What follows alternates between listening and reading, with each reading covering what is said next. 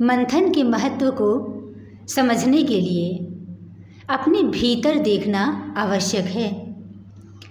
मंथन करने का अभिप्राय अपने भीतर का मंथन, अपने मन का मंथन, अपने विचारों का मंथन।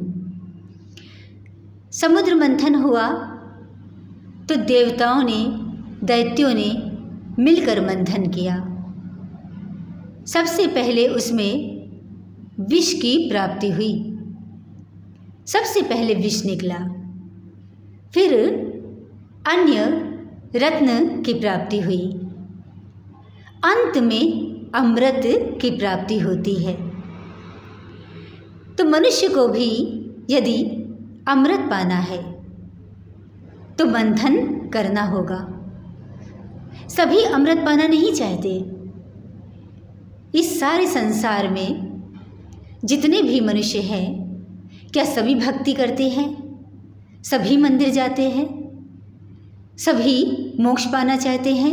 नहीं, सबके अपने अपने विचार हैं। तो जो अमृत पाना चाहता है वह मंथन करे, और मंथन मन का होता है। ये मन ही सागर के समान है, सागर के समान विशाल है। इसमें अनंत संभावनाएं हैं और इसी में अच्छे और बुरे विचार हैं। इन्हीं विपरीत विचारों का मंथन करना है। जो अच्छे विचार देवताओं के समान है तो बुरे विचार दैत्य के समान है। ये विचार ही आपस में मंथन करते हैं। जैसे दैत्य और देवता मिलकर मंथन कर रहे हैं, वैसे ही अच्छे और बुरे विचार मिलकर इनका मंथन होता है।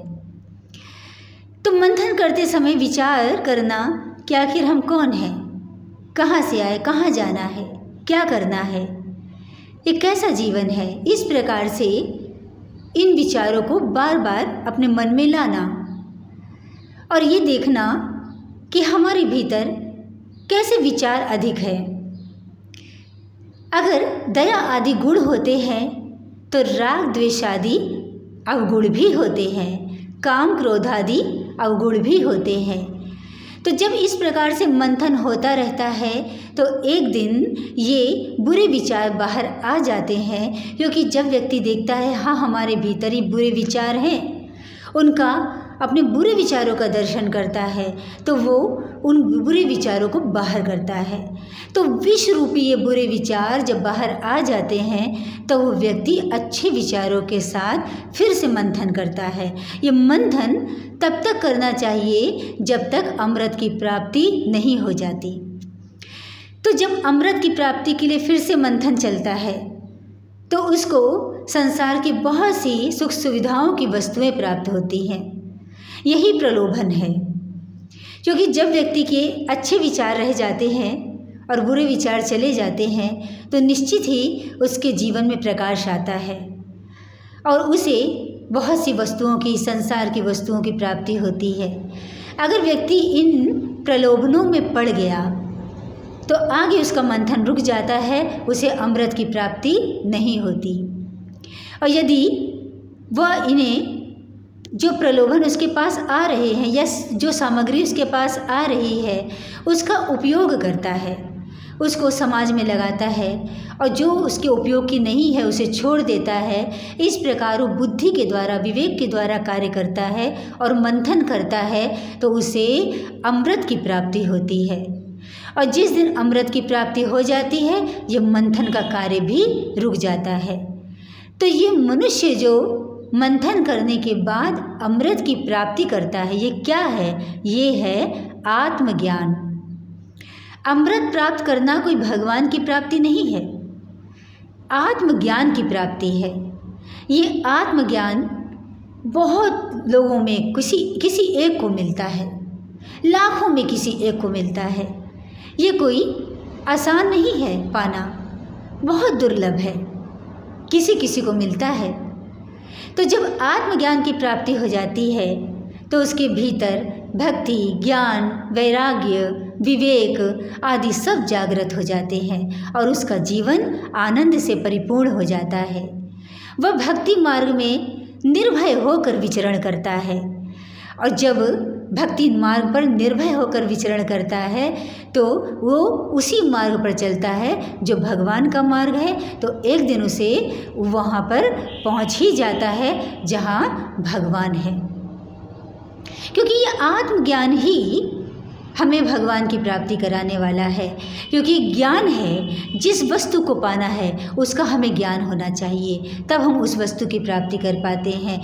तो ये आत्मज्ञान भगवान को पाने का साधन है। इसलिए ये समुद्र मंथन में जो हमें अमृत मिला वो क्या है? अमरता प्रदान कराने वाला। और ये जो मनुष्य मंथन करता है इसमें ये आत्मज्ञान मिलता है, ये भी अमरता प्रदान कराता है। क्योंकि ये आत्मा जो है इसी का तो ज्ञान है, और ये आत्मा अजर है, अमर है। तो जो ये अमरता का उसे ज्ञान हो जाता है तो सदा सर्वदा रहने वाला है, तो उसे कभी फिर मरना नहीं पड़ता। ये जीवन तो छूटेगा, ये शरीर छूटेगा, लेकिन इसके उपरांत फिर उसे कभी भी कहीं भी भटकना नहीं पड़ेगा।